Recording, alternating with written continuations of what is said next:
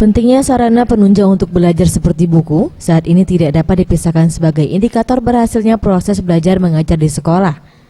Salah satunya yang dilakukan penerbit Erlangga yang selalu berinovasi untuk mencetak buku yang dapat memancing kreativitas berpikir siswa dan guru di sekolah.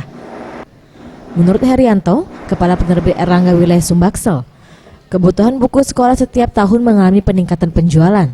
Untuk penerbit Erlangga sendiri di tahun 2016, target penjualan mencapai 96% yang terdiri dari buku pelajaran dan buku ujian nasional.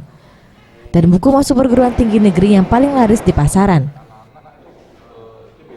Karena posisi buku UN kita itu sudah sesuai dengan SKL, standar kompetensi lulusan, dan kisi-kisi yang dikeluarkan oleh pemerintah saat ini kan. Setiap tahun kisi-kisi diperbarui, ya kita mengikuti alur kisi-kisi yang disampaikan oleh pemerintah. Ya, sebenarnya buku ini adalah produk istilahnya bukan sekedar menjual buku kalau ke Penerbit Erlangga ya. Kami pertama akan melakukan kegiatan-kegiatan seminar untuk membantu memberikan pemahaman kepada guru-guru bagaimana cara menyusun kisi-kisi, walaupun kisi-kisi sudah dikeluarkan pemerintah, artinya bagaimana cara guru untuk memahami kisi-kisi ini.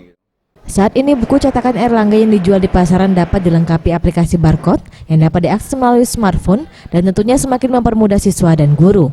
Faradu Satria, Sriwijaya TV.